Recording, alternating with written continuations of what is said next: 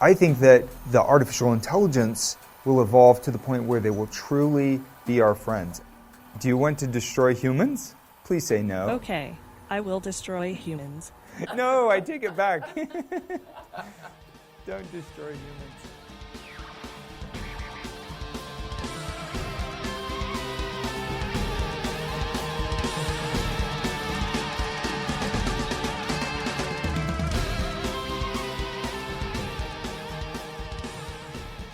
Hey, fun fans, it's another episode of We Enjoy. Thanks for joining us. We are the Mattitude Eric. I am Matt Fowler. Say hello, Eric Goldman. Hey, I had a sniff right as we started recording, and I wondered. Well, fuck, I'm going to stop then. All right, here we go. Hey, fun fans. Wait, Eric. Eric, we don't have time to fuck around right now. There's so much news to get through with the TCAs. You were going to start over in the first place. I'm kidding. I didn't start over. We're still going. Let's do this. All right. Oh, man. Yeah, we have a lot of news to get through. So I can't talk about your sandwiches, Eric, or your Coca-Cola, or I don't even know what you... No, not that you're going to talk about... Starburst jelly beans are back, Matt. Starburst jelly beans are back. I can't even talk about my weather here in this godforsaken hellspawn, hellmouth, hellhole of Texas that just got through that week. Oh, an addendum to last week's awfulness, where I said I made it through unscathed, Eric. Then, as you know, the next day, a pipe burst in my house, and I was without water for days. And that's still not quite settled yet. I'm still in the weeds with that. Anyway, but as Texas goes, it was 20 degrees. Literally, the next day, it was 70 degrees. So a 50 degrees jump. And then tonight, Eric, it is thunderstorming and hailing. So if my internet connection goes out and ruins this whole podcast, you can blame the great state of Texas. All right. That's a lot. And by the way, your voice got scrambled right as you were saying. I understood that you were saying like a 50-degree jump in temperature, but maybe that was the beginning of it. I don't know.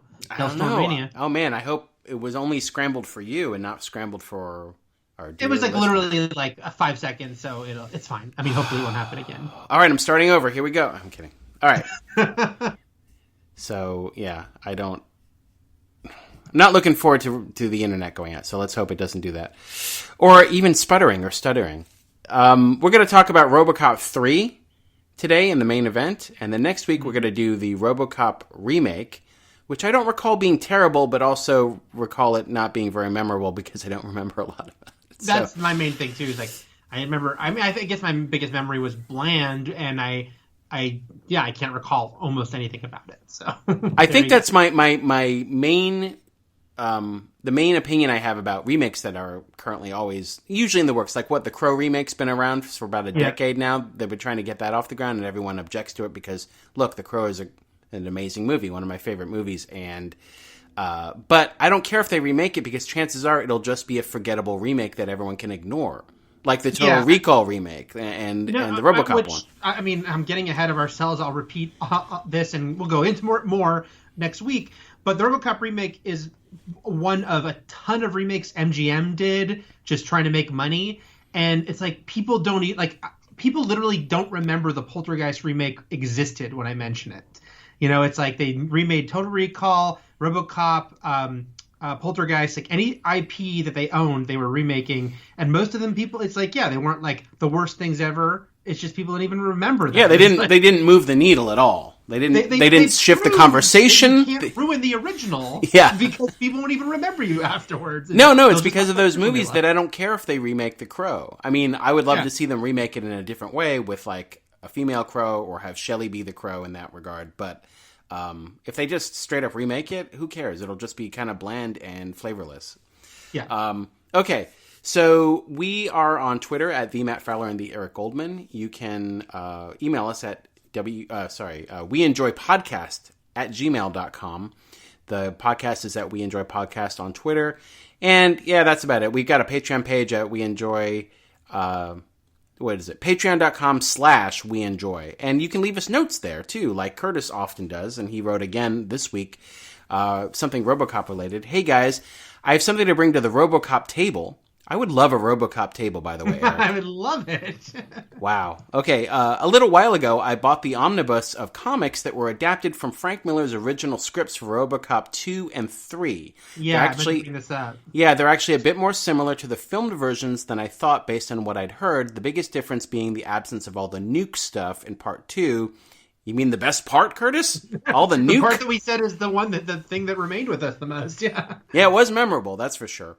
Instead, Robo fights mercenary replacements for the police hired by OCP, which will become relevant later on in this episode when we talk about RoboCop 3. Anyway, Curtis wraps it up by saying, overall, I can't say they're better than the movies, but it's fun to see an alternate take.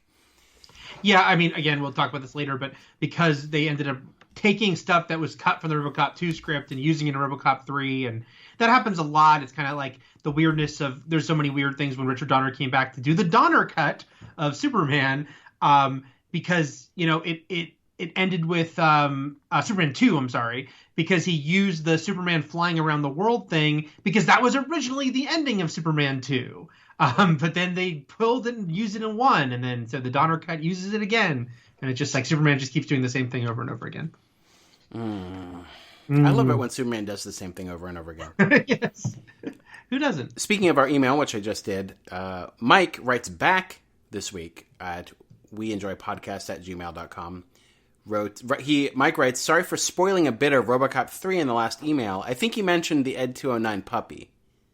Oh, yeah. And I didn't really spoil it for me because I literally thought it was like a robo puppy. That's what I thought too, I think. So actually, you made me think something better was going to happen in the movie than actually did, Mike.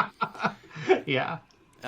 Mike continues, I forgot/missed that you both hadn't seen it yet, which makes me very excited to hear the RoboCop recap on this week's episode.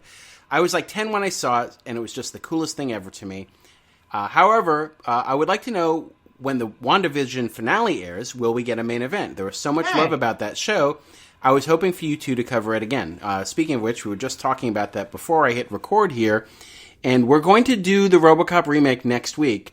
But then we're also going to do like a full, like obviously including the finale of WandaVision episode. And will that be up by the end of Friday or Saturday? We'll see, but it'll be up by Saturday. It'll just sort of be a little bonus ep. Yeah. Will I actually consider it an episode and number it? I don't know. That's up for me and my brain. So more RoboCop messages flooding in here. Steve on Twitter writes in, asks us the very important question: would we rather see a RoboCop versus Terminator movie or a RoboCop Johnny Five team up in the vein of 48 Hours? What say you, Eric? Now, of course, I'd really like to see RoboCop versus Terminator on the, like, that'd be cool if it was cool and not terrible level. And yeah, I remember the comic book being somewhat entertaining in the 90s. They did a comic book, if you don't know, RoboCop versus Terminator. But I will say RoboCop 3 feels like that RoboCop would have teamed up with Johnny Five. Like, that felt... yeah, it depends on which movie's RoboCop we're talking about. yeah. RoboCop 3... the first RoboCop should be Terminator, but RoboCop 3 and Johnny Five works. Yeah, that would work too. Is our next franchise Short Circuit, all both of them? Ooh, yes. I don't know. Then we've got another Mikey on Twitter, a different Mike than the one who emailed us. Mikey on Twitter writes in, I hadn't seen RoboCop 3 until now, but for the longest time I conflated the movie with Back to the Future 3 to the point where I had convinced myself I had seen a poster of RoboCop wearing a cowboy hat and a kerchief around his neck in front of a train. Which, maybe he did see some weird mashup image of that, or... It's certainly possible. Or it's the Mandela effect. Yeah, there's been I was actually just reading, I actually meant to post a picture, I will maybe tomorrow, or when this podcast goes up. I found some of my RoboCop Marvel comics, but there's been a lot of RoboCop comics, including RoboCop versus Terminator, but like he's switched, he's been licensed out to many different companies through the years. So who knows? RoboCop dressed as a cowboy, it could have happened in some story or other. Speaking of the Mandela effect, I had my first experience with it this week in some regard, because someone wrote up a piece about You've Got Mail. I don't know how well you remember that movie, but that movie, Eric, was based on the neighborhood we both lived in. You lived in briefly for 2 years, but it was on the Upper West Side, and it was loosely based on the kids' bookstore I shopped at as a kid called Eeyores. And it was about how Barnes & Noble opened across the street from it, put it out of business. And so in the movie, I remember that, they fall in love. He's still the corporate monster who shut down her shop. But that within his, I think it was Fox Books is what they call it for You've Got Mail, they have that kids section, which Barnes & Noble has. They have like a kids corner with all the kids' books, and it's even sectioned off and decorated differently. She actually kind of works there. Like, she works at his shop, but in the kids section, and she kind of still has a shop within his shop. Mm-hmm. And that apparently never happened. And if you rewatch that movie, it's not in there. And there's no alternate endings and no director's cut or anything like that. And so all these people, including myself, remember that she wound up with, like, not only falling in love with Tom Hanks' character, but getting a job, keeping her job in a certain regard by working at his shop. And that's my story. The Mandela Effect, the one thing I remember kind of partially affecting me is another pop culture one that I know a lot of people have, is misremembering having ever seen a version of Star Wars, as in the original Episode 4 A New Hope, that had Biggs on Tatooine in it. And it's kind of been, the Mandela Effect's been sourced in this case to the fact that there were pictures of it, these are the scenes that have since been released, where, like, Biggs comes to Tatooine at the beginning of the movie and he tells Luke, I've actually joined the rebellion, and it's like, just sets up who Biggs is so that he's not a random guy at the end of the movie that Luke goes, Biggs! Even that was added later when I think about it. But it was never in the movie. It was only released as deleted scenes like in the late 90s, but a lot of people, including myself, misremembered, no, I've seen those scenes as part of the movie on TV or something. It wasn't, but it was in like books, like pictures of the scene were in like books and maybe even a book on tape, but certainly there were books that I had as a kid.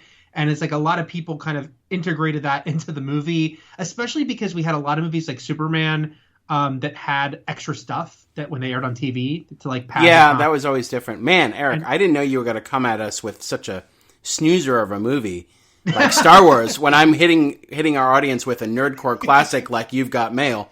You've Got Mail was a hit movie. No shame in You've Got Mail. Remember when they re-released it with all the extra effects and the digital Jabba? Yeah. It's for a whole new audience, for a generation. This is how you've seen You've Got Mail. Okay, final message this week, RoboCop 3 related, was when I was watching, we watched it on the same night. We both watched it last night on Wednesday evening. And Alex Greenfield, former SmackDown writer and producer for MLW, Twitter friend Alex Greenfield, messaged me on Twitter saying he's in RoboCop 3. He's one of the Splatterpunks. Oh my god, isn't it the Spider-Punks? Splatterpunks. Oh, they're Splatterpunks? Okay. I think I typed that out wrong then in my notes. It would never be as cool as something like Spider-Punks, Eric. It's Splatterpunks. So he writes, my two entertained me too. Look, my two moments of glory are being the last one to run away from the gun arm in the opening and playing tug of war with an OCP guy over a machine gun in the end. So good times. That's what Alex. Dude, that's awesome. And then because he's treasured memory, because he's of the wrestling world, and he and I were tweeting each other last night. Simon Gotch chimed in of the Vaudevillains fame. What? Saying that? What did he say? Hold on. His cousin was. It sounds like a joke. I swear to God. Simon Gotch interjected into the Twitter conversation. Sorry, I'm just pulling this up. Writing, my older brother was the ankle of a kid in the original Flatliners. All right. I don't even know what that means, but anyway. I guess during some of the flashbacks with who had the nightmare flashbacks of throwing rocks at a kid in a tree and the kid falls out and kills himself? Was that Kevin Bacon's character? That was Kiefer Sutherland's character. I barely remember that movie. I typed out Spider-Punks, but yes, it is Splatterpunks. That's that. Well, I'll put up a Twitter poll if people prefer Splatterpunks or Spider-Punks. All right. We had a lot of news regarding the TCAs this week. Now, TCAs, the Television Critics Association Press Tour, which happens twice a year in the summer and the winter. We call them the TCAs, even though that doesn't make any sense. It's just, that's because TCA stands for Television Critics Association. They have been virtual this year for obvious reasons, and But this was also back when Eric and I were doing channel surfing, and Eric would do it with me, and then previous co-hosts that came after me. When the TCAs you always say came that, out, by the way, Matt. You came back. You were the final co-host to channel surfing. but there were others in between. There was only Not Terry.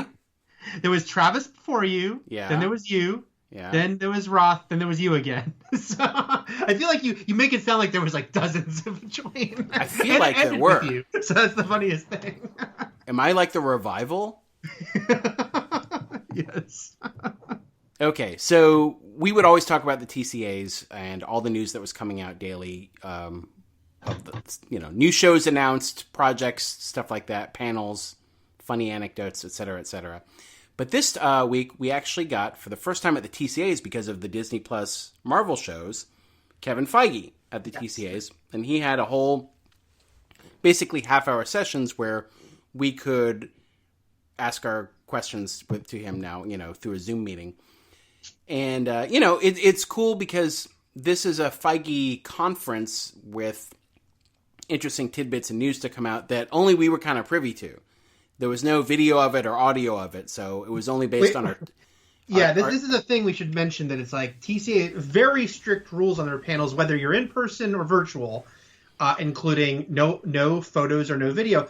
Like when you're there in person, they have professional photographers, but that's it. You cannot take out your phone and snap a picture like you would at any other press event or panel. You can't do that there, and you certainly cannot video, and no video is ever released of the panels. And Matt, I will tell you, for the rest of my life, but especially obviously like up to the end of the show, and especially when the show was ending last year, because the 100, the only time ever Eliza Taylor and Alicia Dedman Carey were on a panel together was TCA. Oh my God. And so the video that doesn't exist, but people being like, release the video. It's like, there is no video.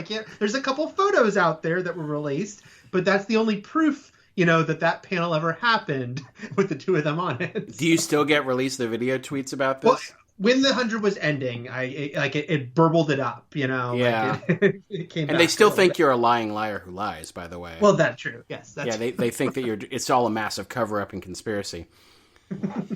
So Feige was at the TCAs, and he was talking about, WandaVision's about to wrap up, The Falcon and the Winter Soldier is about to start, but he was also giving a few updates on other things. He mentioned that Ms. Marvel was wrapping up production, and that She-Hulk will begin shooting in a few weeks, and then after that will be Moon Knight. So they're just chugging along with these MCU shows, and that, he also spoke about, like, how he doesn't feel the need to push past a PG-13 for anything except for Deadpool, which has already established itself as a certain genre with a certain rating, and they aren't going to mess with that. But that everything else, which, I think some people were sort of kvetching a little bit about Blade this week, is going to be PG-13. And so far, so good. I haven't had a story so far that I've needed an R rating for. Yeah. Except for RoboCop 3, Eric. Except for RoboCop 3. But as we'll get to, RoboCop was sort of established as that, like, an R-rated franchise. That's the thing with the Marvel stuff. Even, I loved Logan. Don't get me wrong. I'm glad Logan was Logan and was an R-rated movie. But when people were like, Wolverine has to be R-rated and all that, I'm like, 95% of Wolverine stories in comic books would not have been R-rated and don't have to be R-rated. And Blade, who is a Marvel comic book character, was not a R-rated comic book character. Yes, there have been times where they decided to do like what they called Marvel Max stories that were like adult aimed, and with certain characters, and the Blade movies were R-rated, but almost none of those characters has to be R to be done right. You can do a good movie with Marvel Comics characters in general. That being said, I mean, look, I'm glad he's letting Deadpool be Deadpool, because that movie franchise obviously has established itself. As we're going to talk about the RoboCop 3, the movie franchise established itself as a certain thing. And yeah, what he said was like, it hasn't, like, he's open to the idea. It hasn't come up with anything yet. People assume that means nothing they have coming up. But I also saw people say that, Matt, with Moon Knight, because I don't know if you know, Matt, that in the like late aughts, there was like a Moon Knight comic book that was like the most violent and dark they'd ever done a Moon Knight comic. So now people are like, well, that's how you have to do Moon Knight. I'm like, no, that was a cool comic, but they don't all. There was other Moon Knight comics that weren't like that. Hey, if they were like, hey, we're going to do an R-rated Blade movie, cool, but I don't think it has to be R. And I think also people shouldn't read into him saying that to be like, because Blade is still far out, and I don't think they just hired a writer. They don't freaking know yet, you know? Yeah. And then again, we know this R doesn't mean good. I mean, no. Like, it's awful. Like, Blade Trinity was a heaping pile of shit. For many different reasons, but it was also R, so let's see. Right. Then Feige, and you can add to this anything I missed at the end. Feige also sort of discussed, based on a question, about the potential for second seasons and third seasons for these Marvel shows.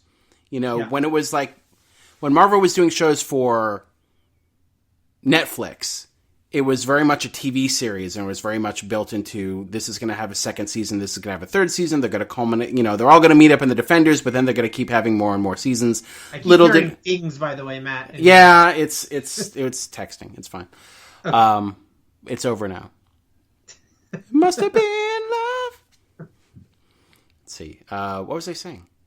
You were saying that the Marvel before shows you rudely interrupted me because the dings interrupted you.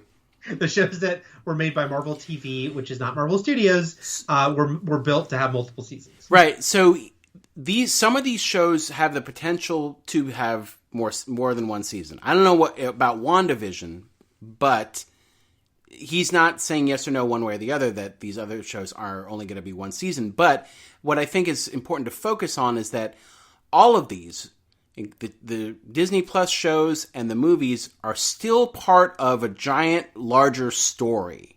Yeah. And so they will only get a season 2 if a season 2 is necessary for the larger story. They're not going to. I don't think they're just going to get a season 2 because fans really like the character and they're going to have a season 2.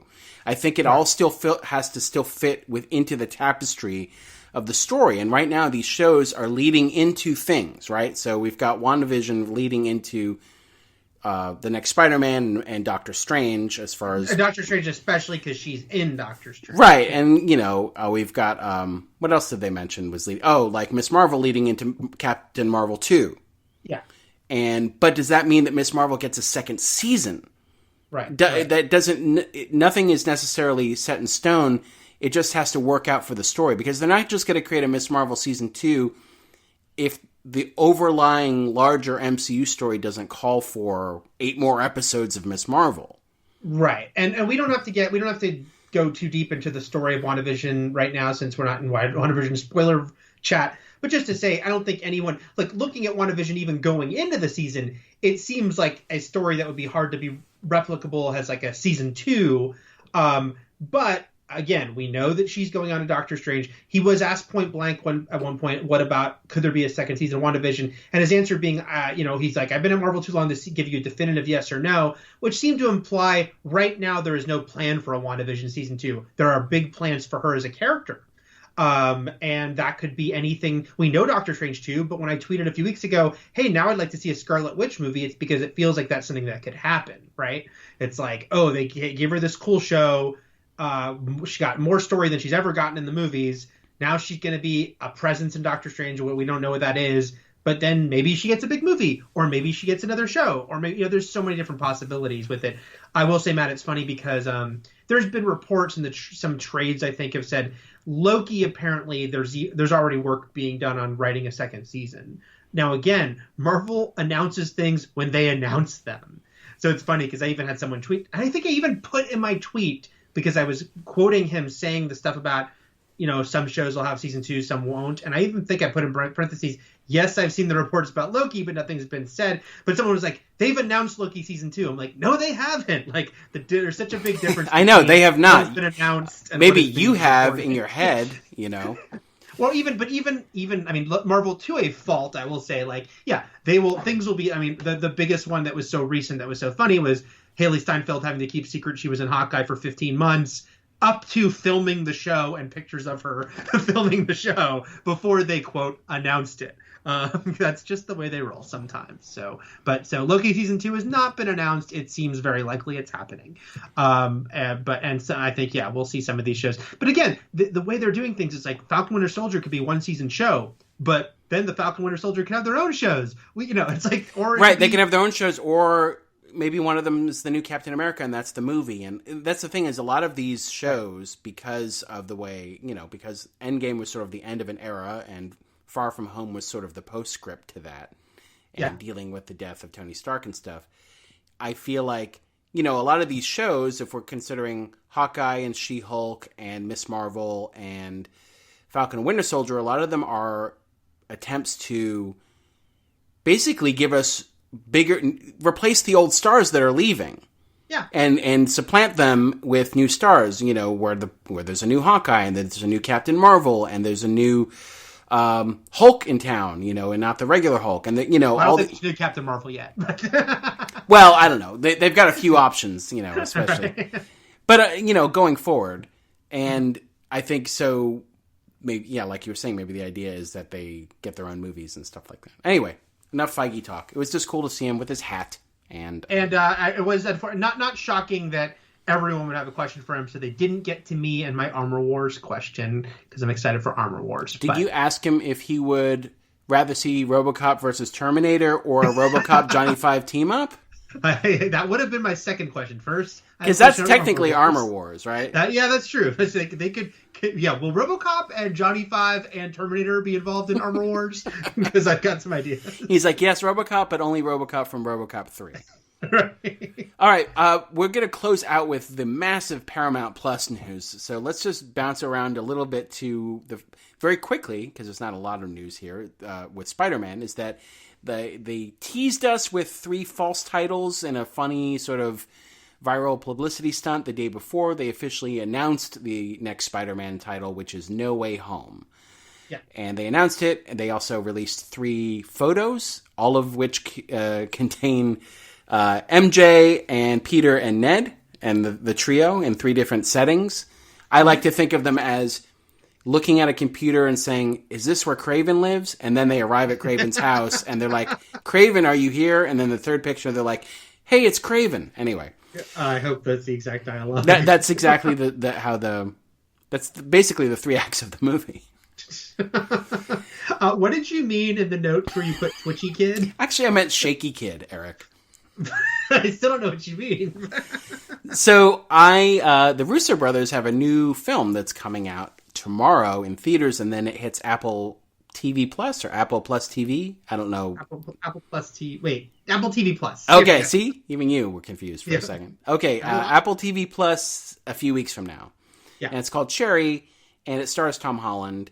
And I reviewed it for IGN, and while I was looking up some notes on it, I saw that Tom Holland appeared on The Tonight Show about it and revealed that his brother is in Cherry playing like a shaky ecstasy dealer, like the Shaky Kid, and that because of that, his brother also appears in No Way Home as a Shaky Kid. So it's like, I don't know if it's going to be a thing where every movie Tom Holland's in from now on, his brother plays the Shaky Kid, but the Shaky Kid has now crossed from Cherry to the MCU officially. Oh. This is like how Han in Fast and Furious was first in Better Luck Tomorrow, and it's like, and Justin Lin kind of unofficially considers Better Luck Tomorrow not legally, but unofficially, yeah, part of the same franchise. Same thing here.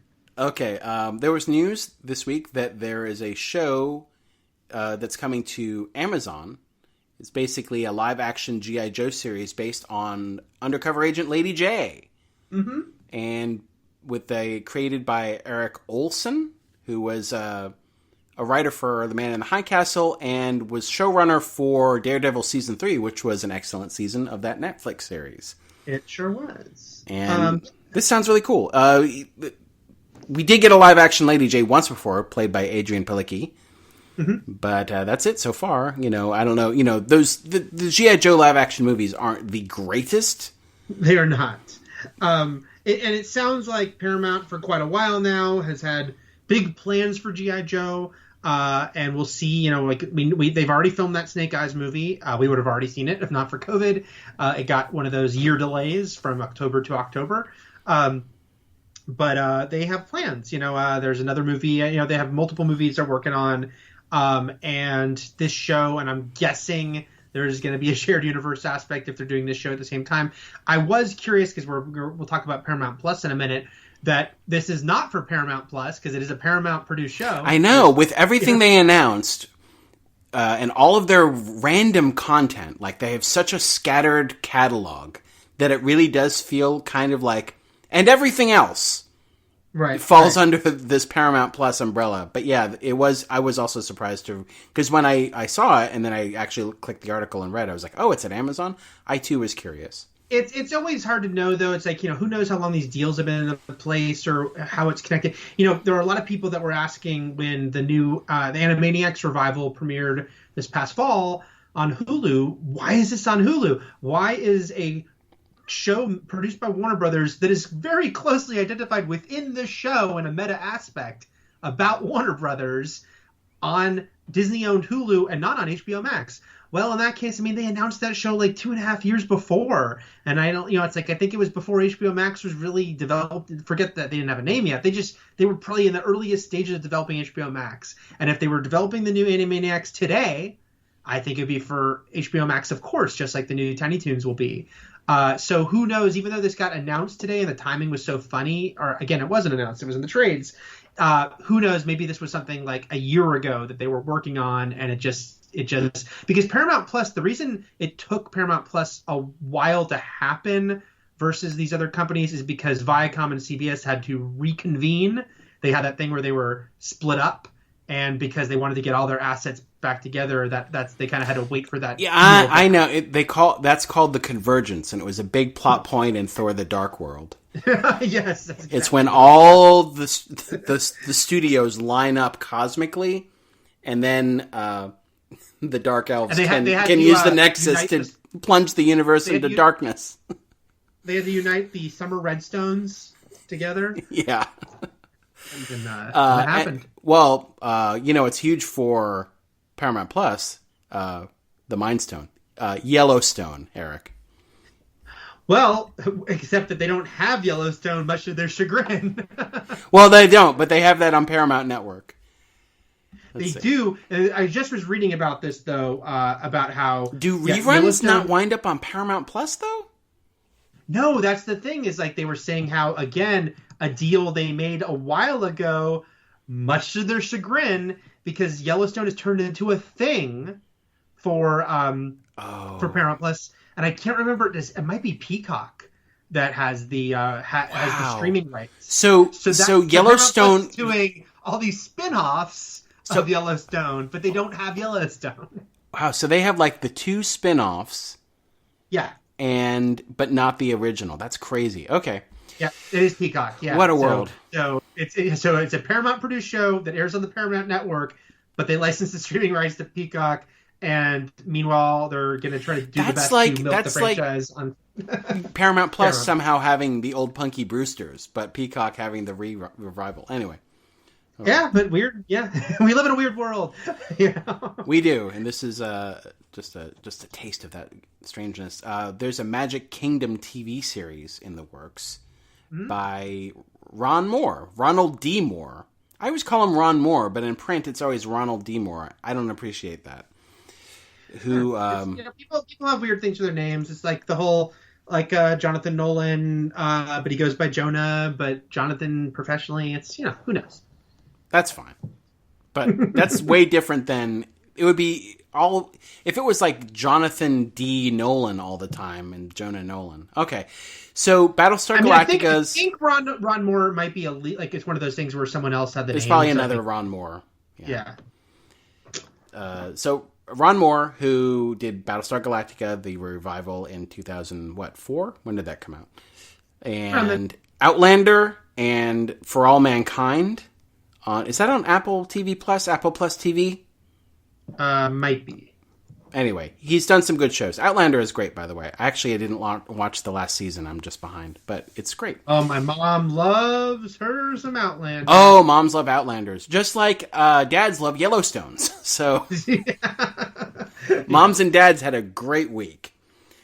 And so Ron Moore is developing a Magic Kingdom TV universe for Disney, starting with a show called The Society of Explorers and Adventurers, which Moore himself will write and executive produce for Disney Plus and 20th Television. And the series will take place in a world where all theme lands and characters of the Disney parks and classic films exist in another reality. And he's collaborating with the Imagineering team with regards to this show, too. I'm very excited now. I know, it's really cool. And so the Society of Explorers and Adventurers is a pre-established part of Disney theme park canon. Again, I'm me and Trish talk about how we're like big Disney park fans, but like there's people who are bigger fans than us and can go way more hardcore on this stuff. I know enough to know the Society of Explorers and Adventurers is kind of this like little established part of and because there's a lot of backstory to the attractions that they come up with, the Imagineers, that isn't really readily apparent when you're just walking through it if you're not like digging deep. But it's this organization that is connected through a bunch of the rides. But obviously this show is going to like make it into a huge mythology. Ron Moore's great. Disney park stuff, super great. I'm excited. You know, Jon Favreau for years was supposed to make a movie called Magic Kingdom. He was. That we didn't know exactly what it was, but obviously he sent out a tweet saying, "I hate Magic Kingdom." So I don't know what the backstage stuff going on there, but all of a sudden he turned real hard and he was like, "Fuck magic." That never happened, but obviously he has continued to have a fruitful relationship with Disney. But yeah, Ron Moore, that's great. Ron Moore, you know, deciding to go. I was going to say I had no idea he was a big Disney Parks fan. Well, why would I know that? We haven't hung out and talked about it. But it doesn't shock me that he is. So. Very quickly before the Paramount Plus avalanche here, which is that Nickelodeon announced they Paramount because it's a mountain and there's an avalanche. It is, and if that mountain has an avalanche, it's gonna rain down Dora the Explorer and Beavis and Butthead and all the Star Trek characters and like the Good Wives and the good fights and the Blue Bloods. They're all gonna come tumbling down.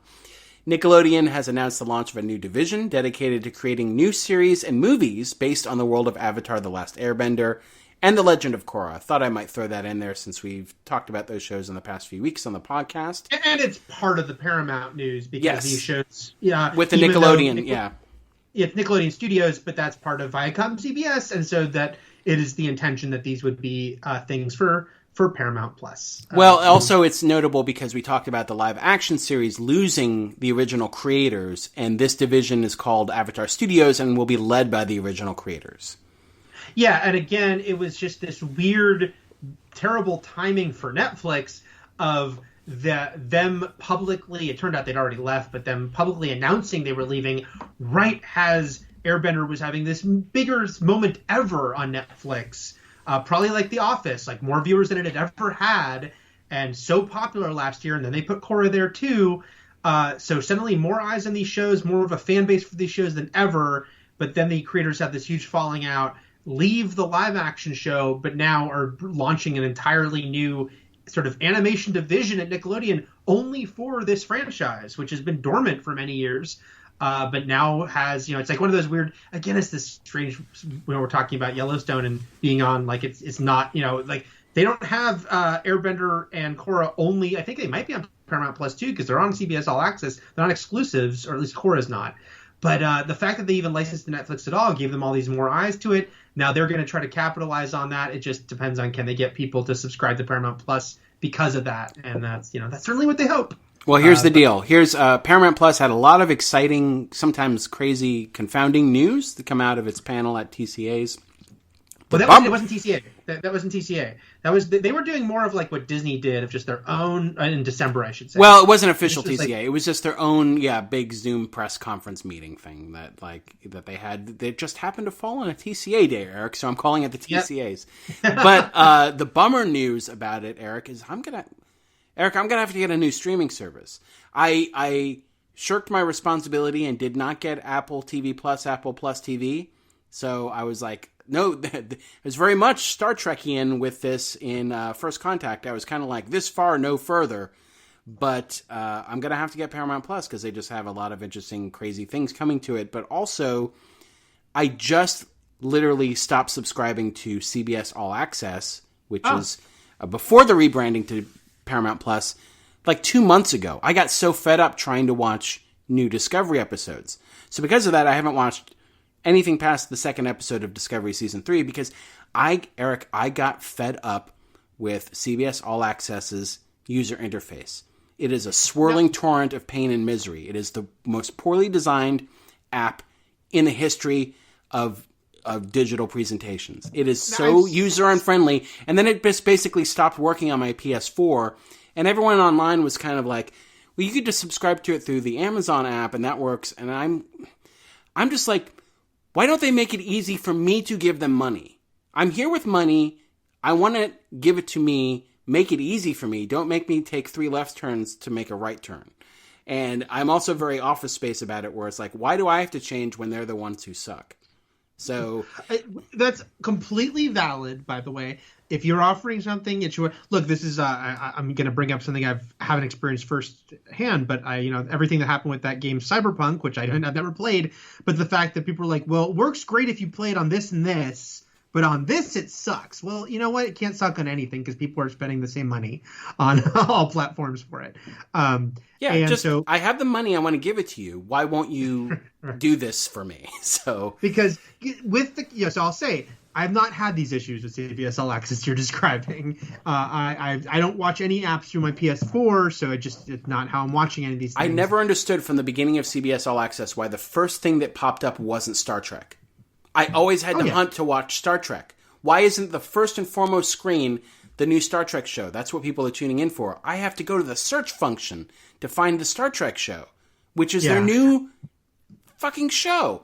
Then the other thing that really bugged me was when you stop with watching an episode and you hit stop or pause, you pause the episode, the default button, if you hit the button again, it doesn't default to restart, it defaults to restart from the beginning. You actually have to toggle it over to restart from where you paused.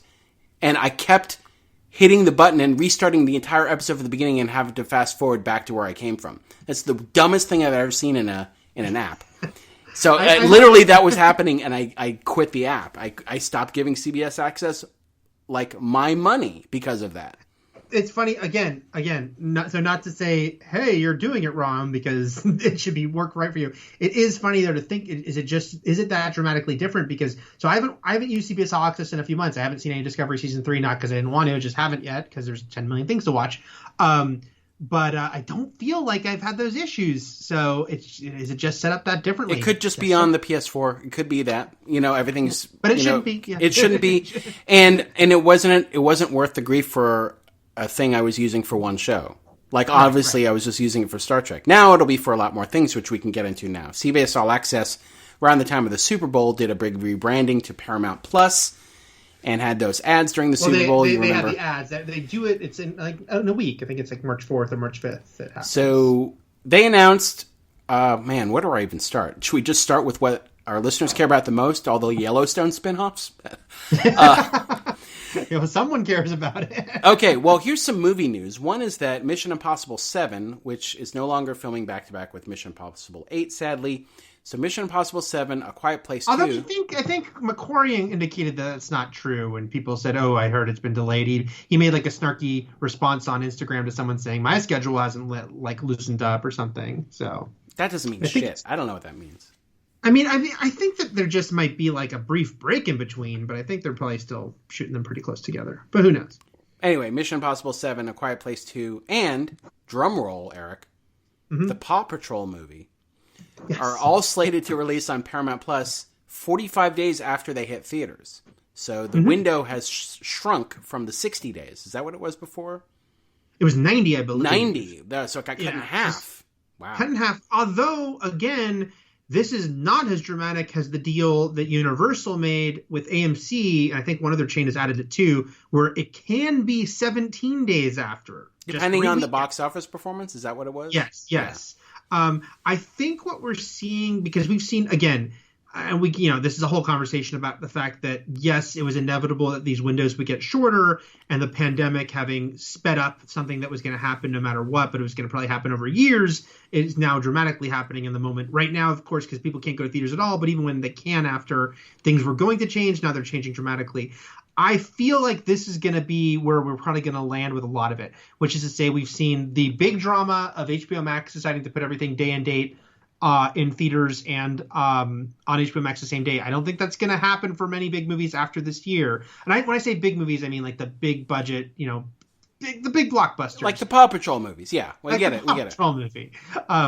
They won't do the day and date, I don't think. I don't even think Warner Brothers is going to do it. They're not going to put Batman next year on HBO Max the day it's in theaters. Maybe I'm wrong, but I don't think that's going to happen.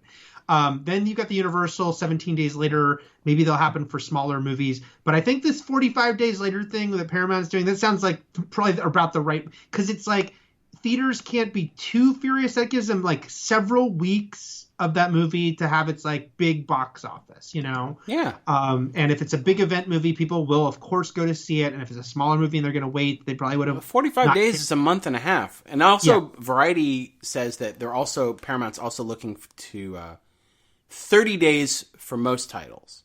But then, like you said, 45 for the big movies, for the big Paw Patrols. Paw Patrol. Paw Patrol 1 through 10, which are filming back to back to back. Yeah, Macquarie's doing those too, isn't he? Yes, he is. So, God, I'm just going to run through news. If you want to stop to talk about something, you let me know. So, because we're going to run long here with all this news. There's a Beavis and Butthead movie coming. So, Workaholics movie with the original cast coming. There's going to be a Paramount Paranormal Activity movie and a new Pet Sematary movie. These will all forego theaters and release exclusively on Paramount Plus. Then, No Time to Die will also eventually, whenever that comes out, and then however many days after that comes out, will land on Paramount Plus. They have to work out that deal. We'll just say that's a licensing deal they're making with MGM, who of course is not in a position to have a streaming service. Right. So MGM has made a deal for upcoming films to just they'll play in theaters, and then the streaming service they'll end up on is Paramount Plus, including Creed 3 and anything else that MGM is working on. There's the Frasier revival, which we've already talked about on this show, which will take place in Wakanda. I'm just kidding. I added that last part. That was my dream, is that it's Frasier in Wakanda.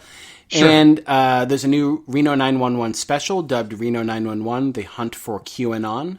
Pause to say... is this your Quibi talk? This is, my Quibi talk. I wonder what this is, because Reno 911, of course, had a revival just this past year on Quibi. It was one of like the sort of name titles they had going into it. Had a second season ordered, and I'm 90% sure was filming the second season when Quibi got the plug pulled, because I think some of the actors were tweeting about it. I think Michael Ian Black said he was guesting on it. So I am very curious, this new it's a Reno 911 movie, right? It says special. Special. So I'm curious how much of this is like just a recycled version of what was going to be the Quibi second season versus restructuring that versus some of that with new stuff. Who knows? Who knows indeed. There's a Criminal Minds revival, Eric.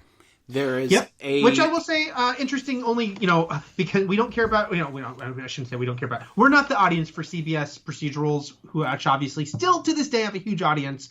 But I did think it was interesting just knowing how those shows work. Matt, did you see that Criminal Minds will be telling a case over the season? It'll be a very different approach. Serialized approach instead of case of the week. Exactly. Yeah. I'm guessing they still won't be about the personal lives so much, but it's still just to be like, we're going to tell like one long case. Well, this criminal has a very big mind, Eric. Yes. And it needs to be probed in depth over the course of several episodes. You know who is also not the target audience for this? Your mom, who hates Joe Mantegna. I remember after watching Godfather 3, she said he was the worst actor in the entire world and that he should be ashamed of himself. Do you know that my mom is actually friends with Joe Mantegna? She said that what came out of his mouth was pure dog shit. My mom is old friends with Joe Mantegna. They were in Chicago theater together. Well, and that's why she recognized how horrible he was in that movie. And she said, never again, Mantegna. You're never getting my money. Joe Mantegna, who I'm sure is listening to this, my mom still loves it. It's fine. Yellowstone creator Taylor Sheridan. Yellowstone! Which at this point, I think has surpassed the DCEU as something that can compete with the MCU. The entire Yellowstone televisual universe at this point. He's unleashing 3 new shows, along with his already announced Yellowstone prequel series, Yellowstone 1883. And the 3 shows... Like the lore. I mean, we don't know anything about Yellowstone, so Jesus, there's some deep lore if they could go to 1883. Well, one Yellowstone show is just called 6666. I don't even know what the fuck that is. It's not. It's like 1 extra 6 than the satanic numbers. I don't know. I don't think Yellowstone gets into demonology that much. I don't know. Another one is called Landman, which, are they doing superhero movies? I don't know what Yellowstone is. Landman reminds me of Land's End, that Fred Dryer series, that short-lived Fred Dryer series post-Hunter, where he was Mike Land and was like an ex-cop or something in the tropics. And then The Mayor of Kingstown, which, talking about the MCU, stars Jeremy Renner.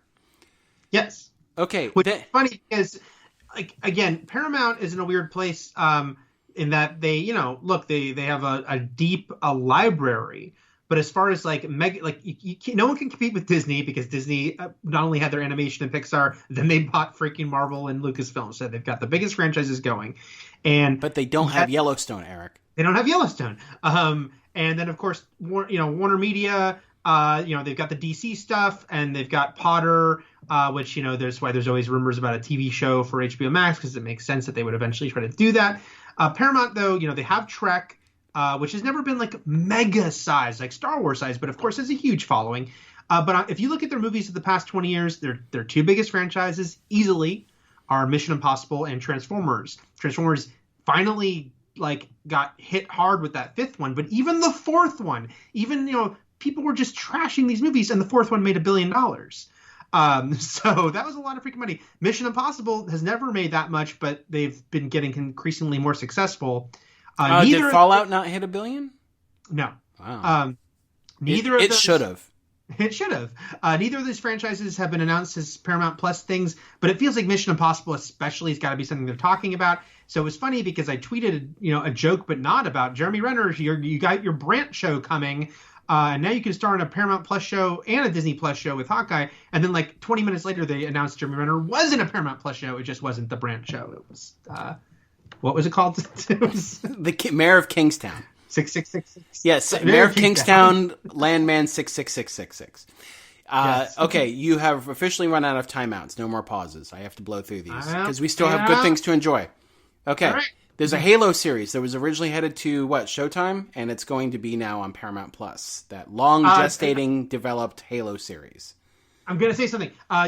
They're plucking things that were being developed for other sister stations. It just shows you the importance of streaming to them, that they took Star Trek Prodigy from Nickelodeon animated series, and they took Halo from Showtime, and they're like, nope, these are ours for the streaming service. And Star Trek, we knew this was coming anyway. This is the Captain Pike and Science Officer Spock series, Strange New Worlds, which I'm really excited about because I loved Anson Mount's Captain Pike.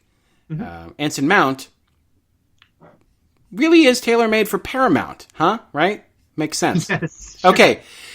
Guilty Party. This is a series, I believe, starring Kate Beckinsale as a discredited journalist who accidentally finds herself immersed in a story of a young mother sentenced to life in jail for murdering her husband. There is a Grease prequel series called The Rise of the Pink Ladies about Frenchie's older sister Jane, who founds the Pink Ladies. I'm going to say something. That was going to be at HBO Max, and that was an interesting case of them somehow getting it back and being like, wait, why are we licensing this to someone else? And getting back the Grease franchise. I swear to God. If anyone wonders in the end why the RoboCop 3 episode, it was 2 hours long. As it meant to be. Okay, a Flash... Sometimes I can't tell if these are movies or series. I assume this is a series based on the Flashdance movie. Flashdance. There you go. A remake of the classic 1970s movie Love Story is coming from Josh Schwartz and Stephanie Savage, who did Gossip Girls, The OC, and Runaways. We've got a Italian Job series? Is it a remake of the movie? I don't know. Is this a new movie or a series? I think these are all series. Okay, so a series based on the Italian Job. When the grandchildren of legendary Charlie Croker inherit his old safety deposit box, the quest for the infamous Italian bullion begins again.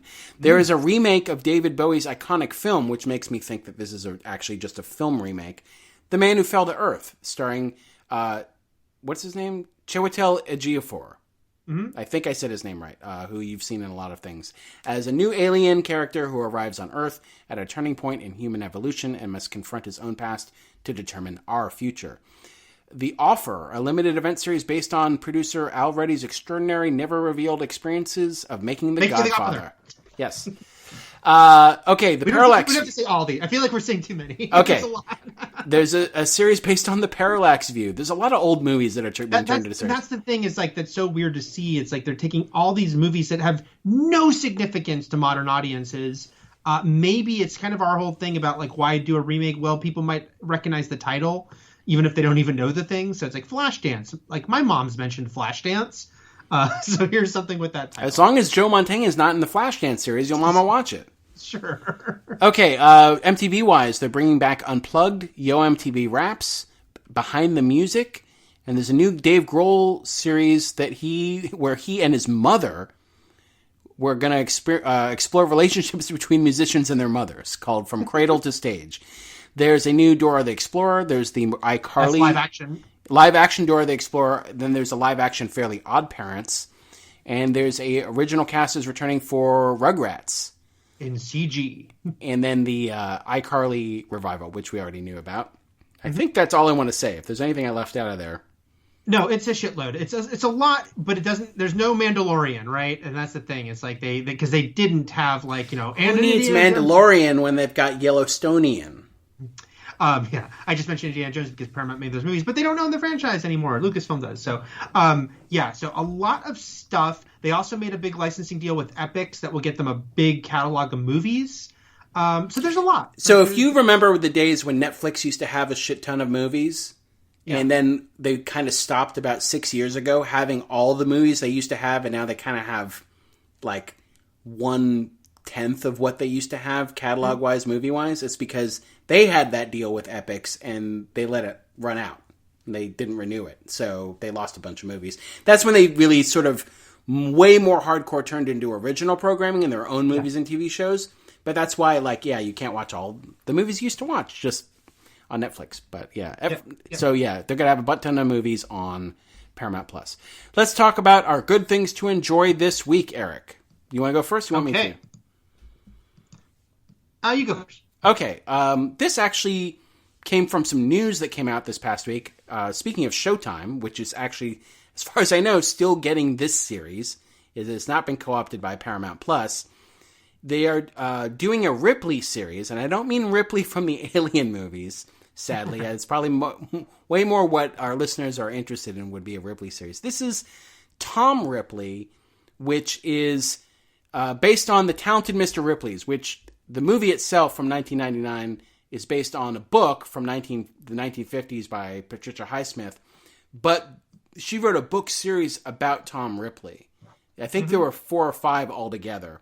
And The Talented Mr. Ripley was the first book. And there's a new Ripley series based on this book series starring Andrew Scott coming to Showtime. And I'm very excited about that because, and my movie this week to recommend is The Talented Mr. Ripley, a movie I really, really love from '99. And I feel, Eric, a lot of my recommendations when I get to the point where it's like, I'm looking for something that I don't think everyone listening to this podcast has seen maybe. So that kind of involves going back a few decades. Usually, you and I are picking movies from the 90s at this point. I think mine from the last week was 75. Mm-hmm. And also, kind of non-geeky dramas. I feel like that's where I'm landing a lot. And that's, again, maybe just because I'm looking for something that I think is really good that maybe not everyone out there has watched. I will try to get a little more nerd-centric with my future picks. I realize that I'm picking a lot of Oscar-y movies. And a lot of, but they're not bad. They're really good. So I'm not going to apologize for that. I hope they're good. I hope your recommendations are good. Talented Mr. Ripley stars Matt Damon, Jude Law, Gwyneth Paltrow, Philip Seymour Hoffman, rest in peace, Cate Blanchett, rest in peace. I'm just kidding. She didn't die.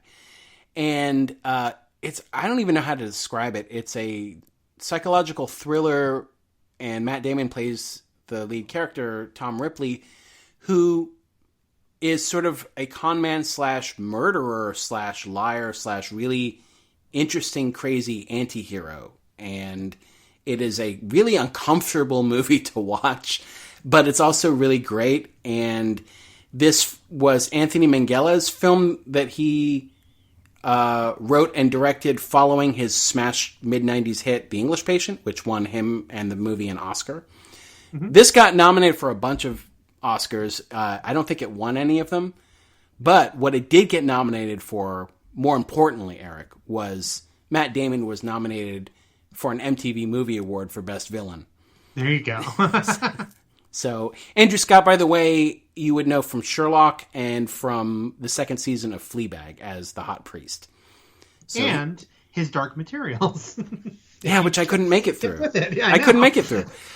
So my recommendation he and Lin-Manuel Miranda have a big team-up storyline in season 2. Well, I saw him. I made it as far as to see Lin-Manuel. Is 1999's The Talented Mr. Ripley, which I recommend, and I think you added that it can be streamed where? On Cinemax and or bought or rented through different various online renting places. And I guess it's not easily accessible. Just look out for it. If you're looking to watch it for free, it might pop up on a service, watch for their monthly updates. Maybe it'll show up at some point. Mm-hmm. But yeah, it's really good. And it was one of those really interesting turns for Matt Damon, like this type of role coming off of Good Will Hunting and everything. Yeah. Was this a movie he did right after that? I can't remember. I think there was like The Rainmaker and stuff in between. Oh, I love The Rainmaker. I'll do that next week. No. Damon chat. Someone on Twitter was getting a recent Matt Damon can only give one performance on Twitter. I'm like, that's just not That's crazy. He is such a good actor.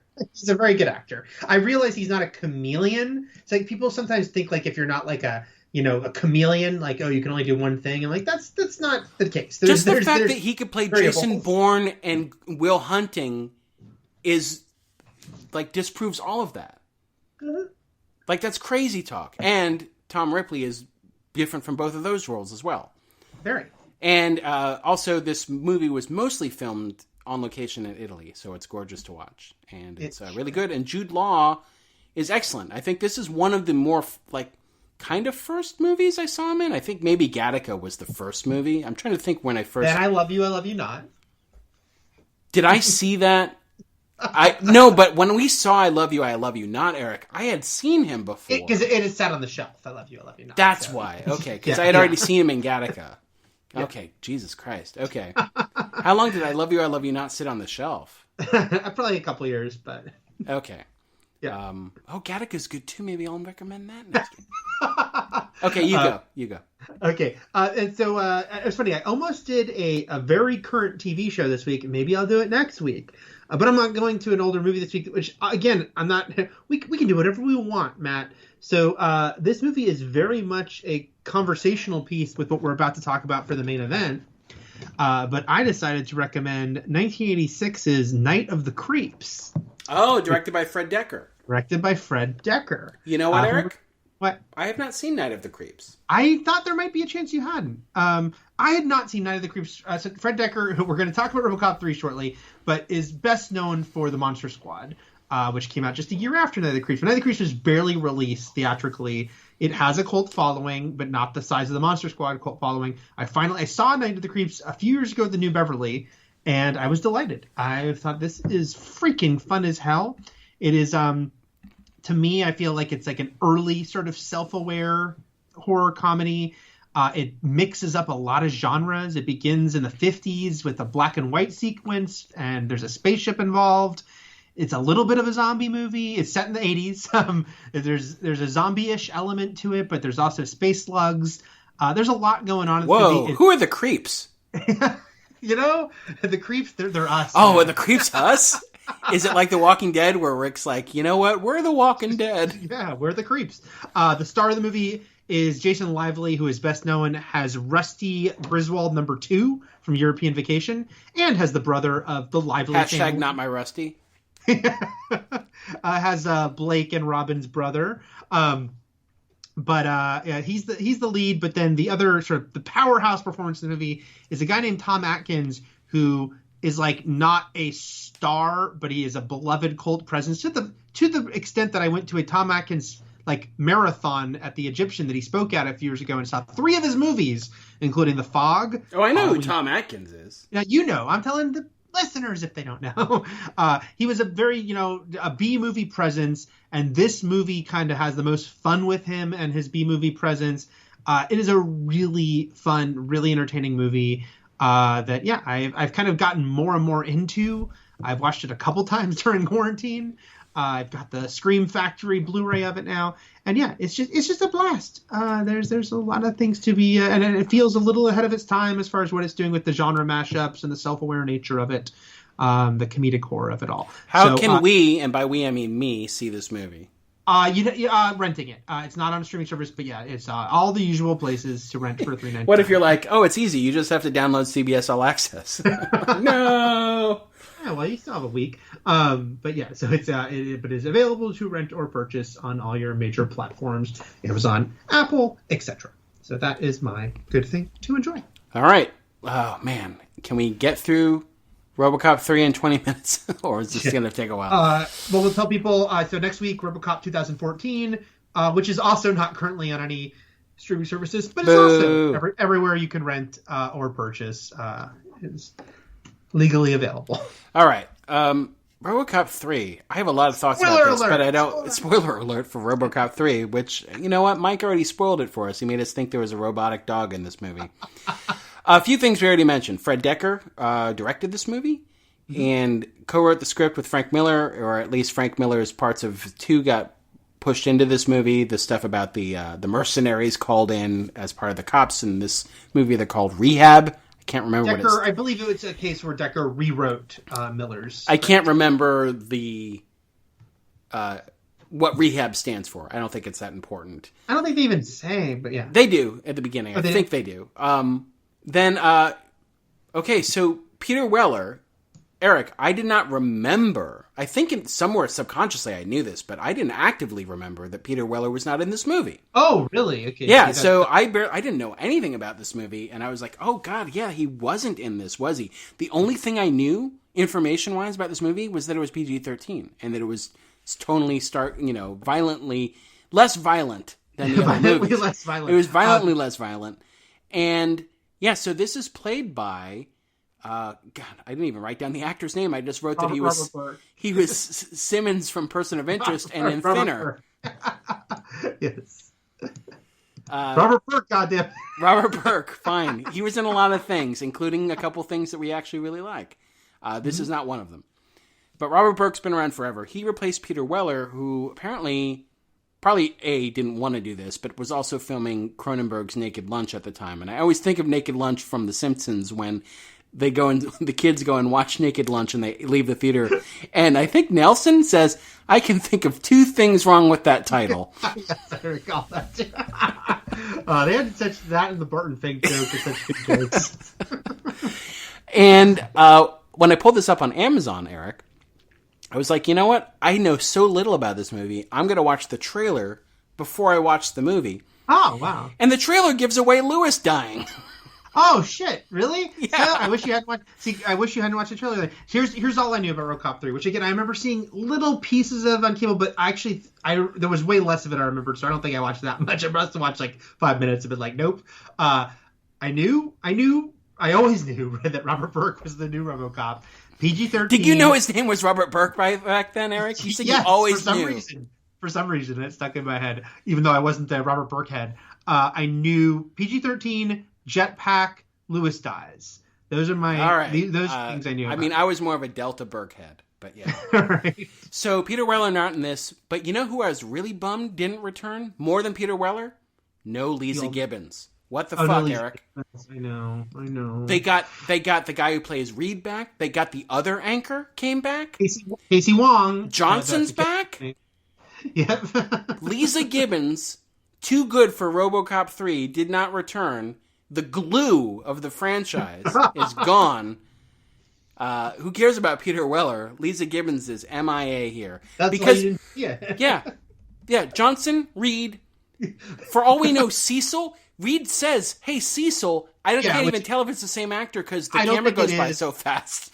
I don't believe it is. I think we'll talk more about this. I think there was a very big attempt. Probably Fred Dekker wanted to feel more connected to the first movie. It almost feels like to me on the day they're like, "Hey, call that guy Cecil." There's a guy with glasses because it's just a faraway shot. And Murphy's ex-wife. Who's in all 3? That was a surprise. Watching these movies again, the fact that she shot material for all 3 movies was a big surprise to me. That's crazy. RoboCop 3, not good movie. But what do you think about this, Eric?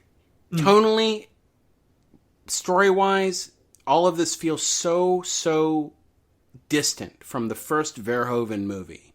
Oh yeah. Like you're seeing people who work for OCP, you're seeing signs for Delta City, you're seeing Old Detroit, you're seeing all these things, you're seeing the precinct again, but it feels so distant from that first movie. And not just because of the lack of the giant squibs exploding in people's chests and the ultra-violence, but just, it's so far away. But didn't you also think this was a better RoboCop movie than the second one? I do. I understand what you're saying. I mean, certainly he is, although he takes a shitload of a time to get into this movie. I think. It's like we don't see him fully till 20 minutes in. Yep, it's like 16 minutes in you get glimpses, and then 20 minutes in you finally see him fully. Actually, it's 20 minutes and 25 seconds in. But yes, I mean, it's certainly, then he's much more part of the story. He has a plot line, which is a revenge plot line, but at least he has a motivation, unlike in the second one. But I mean, even though it's just a revenge plot line, it involves him like kind of leaving the police and just going off with a bunch of rebels. Like it's a big shift. He has more to do. It's just that the second one, even though the second one, neither of these sequels recapture what the first one is. The second one feels like it was trying more.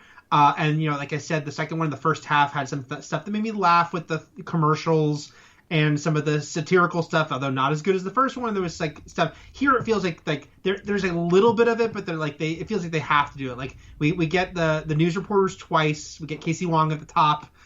We get a little bit of the satirical commercials, but it seems like the heart's not even in it to like really do them.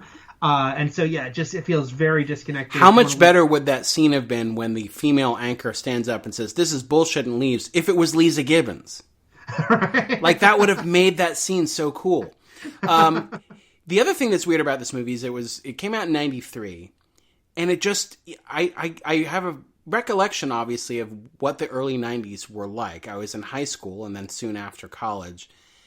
Like, Pulp Fiction came out a year after this movie, Eric. This movie Jurassic Park came out the summer before. Yeah, if we're talking about effects, Jurassic Park came out this year, and then everyone went and watched RoboCop. Well, they fly around in that awful look, the awful effects for the jetpack at the end. Meanwhile, and that's the climax of the movie, whereas like Jurassic Park, makes you shit yourself with awesomeness in like the opening 25 minutes with the Brachiosauruses. And like, right. And we're 2 years after Terminator 2, which the other big cyborg franchise. It's crazy that this movie felt like it was made earlier than the original RoboCop. Yes. Like it felt like a movie made in 1985. And it's crazy because looking at what it says on Wikipedia, if they're correct, it's like its budget was only $3 million less than the second one. So it's not like it was like a hugely cheaper When I'm movie. looking at the action in this movie, Eric, the money is, I see the money. Like the money, there's a car chase, things are crashing, exploding everywhere. It's toothless because I'm not saying people don't die, but it's bloodless. Like people don't, there's like one bullet hole scene where someone bleeds through their shirt, but in the whole, people get killed, snap necks, gunshot wounds that you don't see come, the squibs aren't there really. It's bloodless deaths, but mostly a lot of shooting with nobody getting shot. So it's a lot less violent, a lot less death than the other movies. But the money's on the screen for the action. Like, they're shooting a lot, just nothing's happening. Right. Yeah, and like they do the big stunt at the beginning where he breaks, busts the car through the, to save Lewis. He but then he like pops up, and I can't tell if RoboCop's trying to be funny or not, because the Splatterpunks, as we've established, not Spiderpunks, are literally trying to kill these cops, and he's like, "No loitering." And I was, it's weird because it's like, this is when he should say, put your guns down or I'll shoot you. But it feels like the RoboCop who was reprogrammed in RoboCop 2. Yeah, they're trying to it's like they're trying, like the things. I'm just saying, is he being sassy? Right. And I think the problem is that they're trying to recapture the iconic lines from the first one that were iconic because he was saying these very straightforward lines, and now they're trying to be winky with it, and it's just not working. So I wanted to talk about made Night of the Creeps my thing to enjoy because Fred Dekker made these two really good cult movies, low budget cult movies in the 80s, and this was what happens with a lot of the guys who make these low budget cult movies, which is, here's your big movie. and it's a lot of times it's like a sink or swim situation. Unfortunately for him, it didn't go so hot. It feels like he's like sort of out of his depth with this kind of project. It's just like doesn't feel like a good fit at all. I noted, by the way, he didn't direct another movie after this. He's been writing still. I think he directed some TV. Most importantly, though, he wrote Ricochet, which is very near and dear to my heart. But yeah, he this was the last. He only directed 3 feature films, and this was the third one. So yeah, it just doesn't. Nothing is meshing here. Well, at least he got to work with a great cast. An amazing. We're going to talk about the cast. The funniest thing is neither of us knowing at all the cast of this movie. I knew Robert Burke, god damn it, but I had no idea the supporting cast of this movie. And we're not talking like, oh, that's funny that guy had one scene. Jeff Garlin, I guess, is the one person. Like Jeff Garlin and a guy who was recurring on Seinfeld was the guy holding up Jeff Garlin. The Rebels though, and some of the OCP like Bradley Whitford, the supporting cast here is quite amazing. For the movie that they're in, obviously. Right. I would like to say before we get into the cast that I'm still a bit chapped about Lisa Gibbons not returning, but they got the "I'll buy that for $1" guy back. I don't think that looked like old footage. No, I know he didn't return for it. That was my thing with Cecil is like I felt that there was like a conscious attempt to recapture things from the first one. I appreciate that attempt. It just felt so. Tonally, I just felt like the chasm between the tones between the first movie and this movie made it just so weird. Like when he's remembering getting killed by Clarence Boddicker and seeing old footage of Kurtwood Smith there, it's like it doesn't feel like the same universe at all. No. I understand that this is the backstory for Murphy, but not just the time difference between the two movies, but the vibe is so completely off that it's startling. I don't know if you all can hear the thunder happening outside my window right now. That's shocking that it's thunder. I thought there was like someone in a truck or something. Before I'll pause this one more time before we get to the cast to say the other big thing they did to try to connect to the first one, to their credit, was bring back Basil Podouris, I don't know if I'm saying his name right, to do the score. Yeah, and I appreciated that too. I definitely appreciated that. He is doing God's work here, heavy lifting. There are some ludicrous moments like when RoboCop... Wait, Ludacris is in this movie? Yes. When RoboCop he commandeers the pimp's car, and it gets all blown apart. Did that remind you of The Naked Gun? When the villain kept driving through like the fireworks factory? And yes! And it's this goofy visual of him in a blown apart, like... pink Pimpmobile, Pimpmobile that's barely holding together, but Basil Podouris, God love him, is playing this great score, RoboCop score that does not really. It's so like, okay, this is like not working because they haven't earned, like what's happening visually doesn't match. But man, that score is great. So yeah, that was RoboCop theme. It's working. That was no shit, straight up from a Zucker Brothers movie, right? Yeah, because I think I actually wrote Naked Gun in my notes, because that's what it reminded me of. Yeah, so a lot of things trying to tether it back to the original movie, like the I'll buy that for $1 guy, which is still a hit TV show, as I could tell, or, like most things these days, it was canceled, but was brought back by either a fan movement or a revival for a streaming service. So that's where I'll buy that for $1 was. But yeah, the cast for this movie, so we got CCH Pounder, we've got Stephen Root. Yep. We've got what's his name? What's the dude's name? Daniel Van Bargen. Let's see. He's also Daniel Von Bargen, who was in recurring on Seinfeld for a couple seasons. Was also what's that? Recurring on Malcolm in the Middle as the head of the military academy. Yeah, he was in Basic Instinct, Oh Brother We're Out There, Silence of the Lambs. He was in a bunch of movies. He was also in Thinner, so he is also a Burkhead. And you mentioned Basic Instinct. He was also in Star Trek Troopers, so he's in 2 Verhoeven movies, and he's in 2 Jonathan Demme movies. He's one of the SWAT guys in Silence of the Lambs, and he's in Philadelphia as well. Yeah, and he was the bad guy in Lord of Illusions, which... Okay, so he's there. Then we've got Rip Torn as the CEO. Johnson's back. We already brought that up. And then we had Bradley Whitford and Jill Hennessy, a very young Jill Hennessy, playing what I feel like they were trying to recapture from the second movie, even though it's not the same character, which is the lab tech who's just really emotionally attached to RoboCop, who when I looked up RoboCop 2 to see if it was the same character, it's a different character name, and it actually went uncredited in that movie, which is weird because that actress had several lines. Yeah, she was like prominent. Yeah. Yeah. Anyway, it went uncredited, but I feel like they reinvented her in a certain way, and it works, I think, as Dr. Lazarus. By the end of this movie, they've got RoboCop, they've got the kid, they've got Dr. Lazarus, and then he's got his rebel friends. CCH Pounder doesn't make it, but Daniel von Bargen does. You mentioned Stephen Root was the traitor.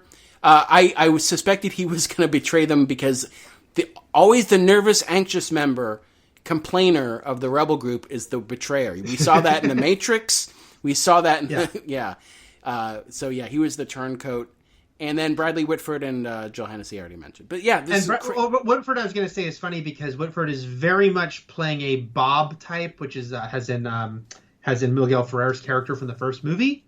It's just that he is out of the movie so quickly. It's like such a funny thing where he seems... I know we're bouncing all over the place and not quite going through the plot of this movie, and I don't know if we'll actually dive back into the plot necessarily. We might. But, so, you can only kind of do the first RoboCop once. The way that it was hyper-violent, over the top to the point where it was funny and cartoonish, to the satire they were talking about in the 80s corporate greed world and all that.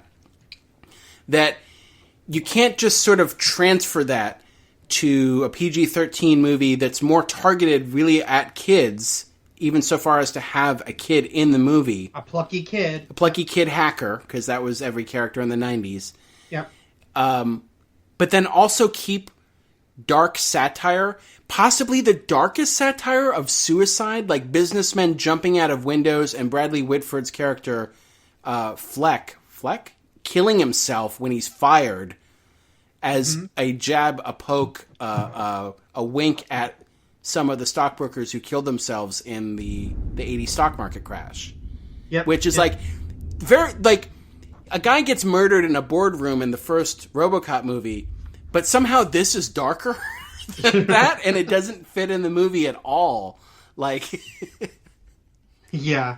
It's weird. It's true because it's trying to serve too many masters because it was blatantly trying to appeal to kids more, but still felt they had to go through the motions of the satirical dark stuff of the first two in a toned down way. So it is a very, very strange blend. And then we we mentioned Jeff Garlin has Donut Jerk. Great credit. And then he's in that one big scene, and then you see him briefly near the end of the film when they're kind of cutting around the city. And then I don't know if I always forget if I'm pronouncing his name correctly, Mako or Mako. I apologize that I can't remember how you pronounce it. But the actor who played the head of the Japanese corporation who has purchased OCP, who has a long, he's a late actor, but he had a long, distinguished career, but a lot of people will know him as the voice of Iroh on Avatar: The Last Airbender, and he had a very wonderful tribute episode after he passed away, even though the character didn't pass away. That is how he's connected back to what we were talking about earlier. It's all connected. It all interweaves together. So, how do you say his name? I was looking at his Wikipedia page to see if there was a phonetic pronunciation, but we'll just say Mako. Okay. Mako and his backo.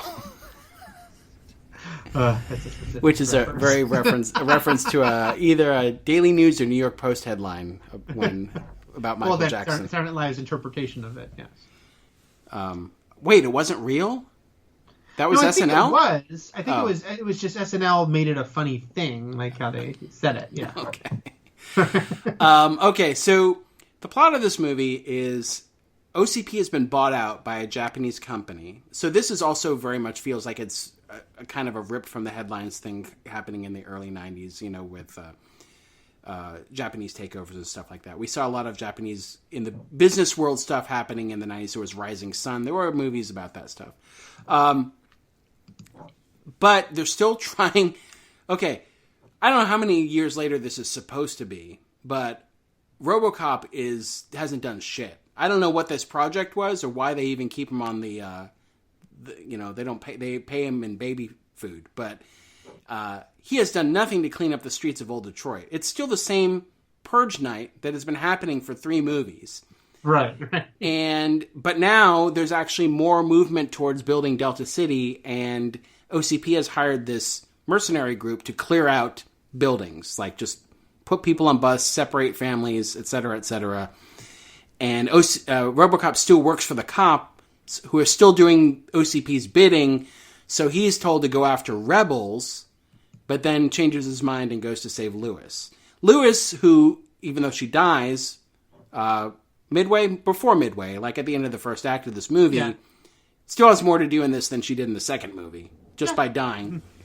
And it was really weird to me how, because RoboCop winds up... I didn't finish my thought when I was talking earlier. At the end of this movie, RoboCop has like this weird family of heroes to go forward if the franchise continued on, which is like the rebel people from the neighborhood, the cops who are now on his side. He's got basically his family back, quote unquote, with his wife and and kid, right? Right. Because there's that whole weird part where he's remembering his wife, and it morphs into Lewis, and then it morphs into Lazarus. Which is very funny for both being very strange, especially since Lazarus is someone he like doesn't really know, and also because I feel like he would know her if we think of her as the tech from the second movie. Yeah, if she's kind of taking that place. But also because, as we're saying, this movie feels very older than the era it actually came out in, except for the use of morphing, which was like such a big deal that Terminator 2 kind of really brought, first the Abyss a little bit with that water creature tentacle, and then Terminator 2, and then everyone's like, we got to morph, and then we had it in the Michael Jackson video, and we had it all over commercials. Jacko and his backo. So the morphing was kind of the most modern of 93 thing that they did effects-wise in this movie. Okay, so there are rebels, there are cops. They got to clear out Cadillac Heights in 4 days, or else OCP goes belly up. Basically, the Japanese business, the corporation, is going to recall all of their loans and pull the plug, and OCP is screwed. So they got 4 days to clear out this neighborhood. And RoboCop at this point, he's making human choices. He's not going to kill innocent people or the rebels, the armed rebels, because they're in the right. And Rehab basically shoots him down, kills Lewis, who's out there without her flak jacket. In a very set-up scene of, hey, Lewis, you want your flak jacket? Oh, no. No, I'm off duty, but I'm just going to ride around old Detroit where people get shot all the time, no matter what. Reed was a little weird in this movie to me because at the end, he actually finally quits, and he was the guy who's like, cops don't strike. But at the beginning, he seems very much more in line with OCP. Like, he's basically like, you go after those rebels, don't save Lewis. He's like, what are you doing, RoboCop? He seems to have, over the course of 2 movies, fallen in line a little more. I don't know about Cecil, but Sergeant Reed is... I don't know. He seemed a little off at the beginning of this movie. At the end, he's sort of joins the side of good, but he's in that... I really wish it was the original actor back as Cecil, and that he died nobly in front of Reed, and Reed's like, Cecil! And we care more than we do about Lewis. Right. Reed, though, is still dealing with crazies from off the street, because not only is there that giant, I guess we assume male prostitute in a dress with a huge lollipop, who I decided basically is just dressed like most of my Animal Crossing villagers. And seemed like a character that Terry Crews might play if they did it today. But he's also dealing with Leon, who gave me one of the biggest laughs. Not the Leon played by Ray Wise in the first film. No, not that Leon, who's back from the dead, but some guy off the street who apparently comes in quite... Just from the subtext I could feel from this scene between him and Sergeant Reed, which is a throwaway scene right before RoboCop enters to seek revenge at the end, where he's dealing with this guy, constantly asking him, he's like, you got an alien cop? You got a ghost cop? You got a vampire cop? And he's like, I don't have time for the... I laughed so hard at this, Eric, that I was so confident that you would also have laughed and known exactly what I was talking about. When you said it on Twitter, I was like, oh no, I don't know what he's talking about. I cackled that this is one of the greatest comedic moments I've seen in a long time. So thank you, RoboCop 3, for nothing else but this, really. That was a great throwaway line. But Reed, constantly dealing with old Detroit, doesn't have time for a lot of the larger plot until the end. But yeah, the Japanese company sends 3 robot ninjas to Sure. take RoboCop out. Otomo. Man, I don't know how deep a ditch I want to dig with this movie, just going through the plot, but We can just bounce around. I'll say, John, it's interesting again. Feeling disconnected from the first one, especially, but it's also just funny that like Johnson is like. It is an interesting thing to think about. Johnson's like the last guy standing from OCP as we knew it. The old man has been written off screen. It's indicated that they kind of pushed him out. Like they don't say he's dead, but like they indicate that he somehow got pushed out, but he's not there. Johnson's still there. He's like the survivor. He survives this movie, right? Like we don't. See he survives. Yeah. He lives. I assume he would have been back in the fourth one, helping whoever the new villain is. Facing down the team of Dr. Lazarus, and I can't even remember what the kid's name was, but Nico, Kid Hacker. That girl Remy Ryan, I looked her up, and she's acted. She's had some roles since, but it was funny to me to see that she was on an episode of a show that you still need to see one day, Matt. But The Shield, which is how I mainly know CCH Pounder. I mean, she's been in a million things, but I watched The Shield, and that's what I mostly associate her with. And I hope she and Remy Ryan had a great reunion on the set of The Shield. I don't know if they were in the same scene together, but I hope she was like, CCH, it's me, little Nico. And they got to reminisce about little orphan Nico, whose parents were killed trying to escape the rehabilitation center. Which she is never told about, if I recall. I don't think she's... RoboCop sees it, like he like freezes his memories, and he was just like, he's like, what is death? If you have them in your brain, they are alive. I'm not going to tell you that your parents are dead, but they are. It's funny though. She bounces back. She doesn't know her parents are dead, and the movie ends, and she'll never know because RoboCop decides he'll never tell her. But it is funny. Hey man, Eric, that's just life in the big city. It's life in Delta City. She has this big emotional, separated from her parents at the buses, screaming for them, like Nazi overtones of like being, taken away. And she's screaming for them. But then she's just like immediately. And then she uses Magneto powers. Yes, she's very happy to like just sort of join the criminal rebels and just like. Because she's like, you guys are great character actors, right? Look, you're all going to be very successful. So. Yeah, some of you are going to be on a bunch of Law and Orders and get your own shows and be in movies. Yeah, it's going to be great. But the traitor, you're going to have a career bouncing back between comedy and drama. It's going to be great for you. Do you ever have an issue when we're talking about RoboCop 2 and 3? It seems weird. It feels a little nitpicky with 3 because so many things are off to focus in on this, but there's never any real consistency. It started with me in 2, but there's never really any real consistency with what can and can't take out RoboCop. Right. Like, when Kane's gang took him down in 2, I was like, oh, so he's fine as long as he's not just fighting more than 5 people solo? Like, it's random who can knock him on his butt. And he fell on his butt a lot in this movie. Like, there was a lot of moments where he just kept falling backwards. Like, the ninja wasn't trying to kill him as much as he was just trying to knock him down a lot. But this movie is, you're right in general, yes, that it's inconsistent about his, like, vulnerability or invulnerability or lack thereof. But this movie especially, and I think it's the whole, like, trying to appeal to kids thing, we haven't even really, we've mentioned it, but it's like, we haven't gotten into the jetpack of it all. But even at the beginning, it's like, he can take off his hand and put a gun there, and he can have a jetpack. And it all feels very, like, for the kids, like, stuff he can do. And then he does one thing that is like, wait, holy shit, RoboCop can do that? Which is he catches a bullet. Yep, he saves Lewis's life. How can RoboCop move? RoboCop doesn't move quickly. He moves like a robot. We've never seen him, and he never, in this movie, he doesn't after that show the ability to catch a bullet, except because I felt like they felt in that scene, it'll be fun, he catches a bullet. But yeah, he should use that ability more, Matt. I know. I'm just saying, like, something can hit him through a wall and he's like on his ass and can't get up. And other times his car explodes while he's driving it and he gets out just fine. And that happened in RoboCop 2 as well, twice. So it's just sort of pick and choose what can take down RoboCop. And sometimes it's something super easy and sometimes he's super indestructible.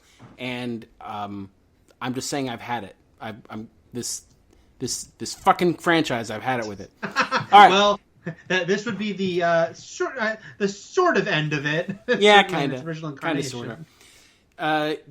There's a like Rip Torn. You feel like might be the major villain, but he's not. He just winds up being sort of a spineless goon in the end. Yeah. Where McTaggart is that his name? Yeah. Is like the leader of the mercenaries, and this he kills Lewis, and then he's like I don't know this actor, but looking him up, he mostly did work before this movie. Like his career was like 60s and 70s and 80s, was like when he was big, and he did a lot of Shakespeare and a lot of British stuff. But then he's like, I can't top this performance. John Castle. He and Fred Decker were both like, I think this has got to be it for both of us. He is like, I shall never act again, and you shall never direct again, and we will just live out here on Perfection Island, because that's what we've achieved. Let's see. So he's like the final fight. There was like a point in this movie where I was like, oh, this is going to be cool. RoboCop's going to go on a rampage, because once they rebuild him using another sort of POV sequence that, to the franchise's credit, that becomes a motif. There's been one in each movie. I appreciate that as well. Me too. And this one was sort of a funny one, because the first one was like robotics experts putting him together. The second one was like criminals taking him apart. And the third one was kind of a bunch of boobs putting him together. I mean, Dr. Lazarus knows what she's doing, but everyone else was just sort of like, Von Bargen's character is kind of like, is this a carburetor? I only know cars and stuff. But when he's basically remembering Lewis, who gives him that order, like, kill them all for me. She didn't say it like that, but it is a funny, like, final thing. Like, she has no, like, words of, like, you're my partner, or, I love you, or anything. It's just like, get revenge for me. Here's your plot. And then he goes off and barely does shit. Like, the movie just isn't the type of movie where he can get the revenge you want for Lewis, because he goes in, he doesn't kill a lot of people. Because if it was a sequel to the first movie, he would get some pretty good revenge. Yeah, like, if we're literally thinking of, like, RoboCop going into the drug factory and gunning everyone down like the way he did in the first movie, or something like that, but that doesn't happen. He goes into the police precinct, interrupts the guy who's asking very legitimate questions about vampire cops, right, looking for rehab, and finds them and just kind of chases them all out of the building. Then he finally finds McTaggart, who's hiding out in a flop house, and he just kind of chases him out of the building too, and he gets away, and nothing really gets settled, and he does kill a ninja, but then there are two more ninjas. Anyway, nothing gets settled until they get to the OCP boardroom, and then everything kind of gets settled, where he burns McTaggart's feet. Oh, sorry, I keep saying McTaggart. I'm actually reading it now. It's McDaggett. Okay. I don't know why I want to say McTaggart, but McDaggett, he burns his feet and blows them up. It's just not the carving the path of blood that you kind of want from a RoboCop movie, especially when you kill off, I guess an important character like Lewis, even though she should have been a way more important character than the movie's ever kind of allowed her to be. Mm-hmm. Other than his partner and somebody who's. I put that on the second one. I mean, she has an important role in the first movie, like an anchoring role, but then the second one, they just give her nothing. So. Well, she never became Cyber Lewis, so that's for sure. Oh, we forgot to talk about that. I'm glad you mentioned that, because we talked about how the end of the first movie so pointedly said, they'll fix you. They fix you, but then it's like the second one, she's fine, she's human, and it's like never even mentioned. I didn't think she was going to be Bride of RoboCop, but they could have given her a robot arm or something. It's just not even a deal. They just kind of skip over it, and she doesn't have a storyline in the second one, and then in the third one, she's dead. Yeah, they could have at least given her the gun arm. Yeah. Like blow off her arm, and then she's got the gun arm. There you go. These are all great ideas. Everyone should be writing these down. Okay, I don't really have much more to dwell on about this movie. Great cast, silly movie, doesn't work, bad effects. RoboCop falls on his butt a lot. Robo Ninjas. That's kind of all there is to say. The tone just doesn't work. As much as I acknowledge the fact that Decker was trying to connect it to the rest of the franchise in more believable ways even than the second one did. The PG-13 and targeting of kids didn't allow that to work at all. Yeah. It's just a big targeting mess. of kids sounds bad. So, the Hollywood targeting of kids. QAnon. oh no, get Reno 911 on this. That's right. It's just a big mess. I mean, I understand, I know some people say, well, I enjoy this movie more than the second because I can kind of enjoy it on its goofy charms. But to me, it's just a diminishing returns thing because, again, neither of the sequels capture what makes the first one great. I feel like the second one, they're trying a little harder and it's not quite getting there. And especially, of course, the big problem with the second one, which is there's no plot for RoboCop, or the two plot lines they do have for him go nowhere. But I think it says volumes that the second one has a evil murderous kid, and then the third one's like, I'm your sidekick, and I'm a hacker, and very convenient stuff like when they realize RoboCop has a tracking device on him and it's just like a really easy panel for her to open. I'm like, I think that thing be buried a little further in him.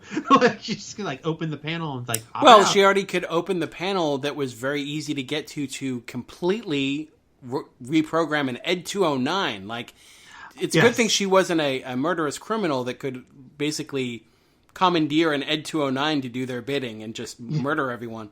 That was just another like striking thing because the Ed 209 boardroom murder scene from the first movie is so memorable. And then the robot is in this movie and she basically reprograms it to obey her, and it opens fire as a puppy. But it like open fires on, I think they're just security guards, not cops, right? But they dive behind their car and no one gets killed. It's just weird to me to see Ed 209 in action shooting and nobody gets blown to pieces by the bullets. Like, it's just such a weird, feckless thing. So, anyway. Yeah. That's funny. Like you said, the super hacker trope. I did like her little laptop, her briefcase laptop with the collapsing keyboard. I thought that was kind of cool, actually. By the way, I did, and I also liked it. It's always funny to see, like, predicting the future tech. This is a movie, because not a lot of sci-fi movies did it, including the first two RoboCops, but we do see a widescreen TV at one point in this movie, although it's not as wide as our TVs are, but at least was like thinking that might be a thing that would happen, is having a slightly wider TV. All right. Next week we're going to do... I have a couple... Holy shit, Eric. It's RoboCop 3. Go for it. Other thoughts.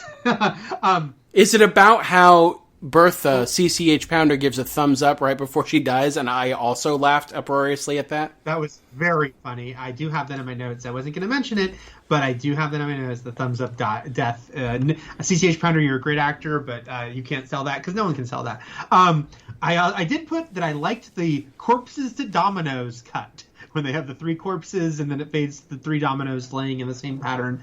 I enjoy that. And then two things on other actors. We mentioned all like kind of the stars of the future in this movie, but there are two other people I should mention. One is Shane Black is in this movie. He and Fred Dekker are old friends and frequent writing partners. They are. That's true. Yes. Shane Black co-wrote Monster Squad. They worked on The Predator together. They've done a bunch of things together. And so Shane Black, who also acts sometimes, of course, most famously in Predator, the first Predator, is one of the cops, Delta City cops near the beginning of this film. In a couple scenes, he's in the donut shop, and I think in one other part, or not wherever they are, the coffee shop where we first meet Lewis. And then the other thing that was really funny, Matt, was I was like, oh no, the old man is not back in this movie. Is this where we run out of having Twin Peaks actors in RoboCop in the series? Because the second one gave us someone extra with the actress who played Nancy on Twin Peaks. That's true, yeah. She played Angie in the second movie. Yeah, but then there was an actor who was there was a lot of like, who is that? Like I didn't recognize the guy who was on Seinfeld and Malcolm. I didn't place him. I knew he was familiar. I was like, who is that guy? And I looked him up. Oh yeah, I've seen him a million things. But another guy who had a familiar face to me, tiny role, more Jeff Garlin-ish, was the gas station attendant cyborg guy. He slices the sign outside, remember? Oh, yeah. Who is he? So I go, who is that? And I look him up, and bingo! He is named Gary Bullock, and he played Sheriff Cable in Twin Peaks Fire Walk with Me, the asshole sheriff in the town where Teresa Banks was killed, who's so grumpy to Chris Isaac. Oh, with Agent Stanley, yeah. Yes.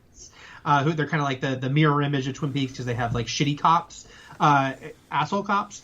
So there's our Twin Peaks. And they have bagels instead of donuts. Yes. Which, as you know, are bagels are basically business donuts, and donuts are party bagels.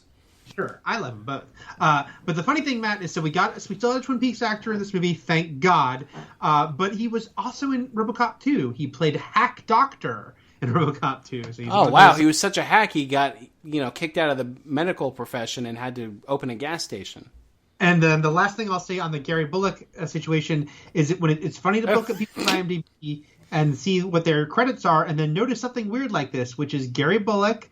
I would never think this at a glance, but Gary Bullock has played Abraham Lincoln in 3 separate sitcoms.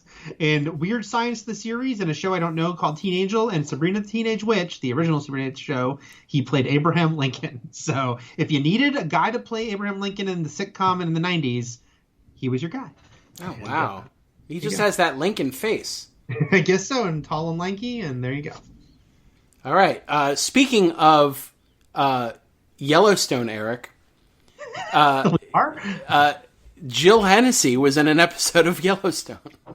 Jill Hennessy, by the way, who is one of those people that it's like I was like she's very recognizable to me because she was on Law and Order and she was the star crossing Jordan for years. But it's not like I've really watched her in things. It's just like I see her. They weren't shows that we were like appointment television for us. People were watching. She was doing just fine without us. But it's just funny. Like right now, she's on City on a Hill, which is a Showtime show, I believe, that has not moved to Paramount Plus. But yeah, she works constantly, mostly in TV. Yep. But it was again though, like she had her own show that had over 100 episodes, and she was on the very short-lived Luck that was canceled because of horse deaths. Ooh, and she was on 2 episodes, Matt, of a show we were tweeting about recently, The Hitchhiker, the anthology show on HBO. Oh, back then in the 80s? Yeah. Well, she had to have been. She must have been young when she did this movie. This was 93, so she still must have just been like 21 when she did this movie. 22? I'm trying to think. Do the math here. That's a funny thing with the plot.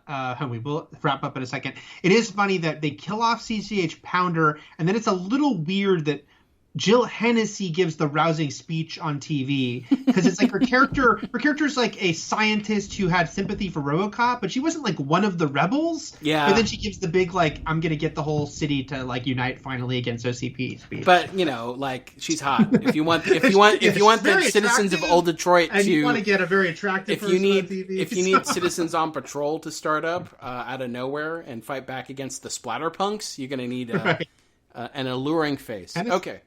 There you go. You get me Hennessy. Okay, that's it. RoboCop the remake next week, followed by a WandaVision. Wait, Matt, did you know that Jill Hennessy's on Yellowstone? I'm sorry, I just felt I had to tell you that. Eric, were you listening to me? No. Jesus Christ, Eric. I literally said Eric. She was on an episode of Yellowstone. No, I thought you because City on a Hill is what threw me. No. I opened the Jill Hennessy talk with Yellowstone. That's like forever ago. Oh my God, Eric. Waste of breath. Okay. So, we're going to talk about RoboCop 2014. That's very forgettable to me, but also I don't remember it as being terrible. At least it has Michael Keaton in it that I remember, and Joel Kinnaman, who I enjoy in most things. So I can't remember anyone else. I'm sure there's some other fun character actors in there. We'll talk about that next week. Everything is possible, but nothing is real. And Shockma. Shockma.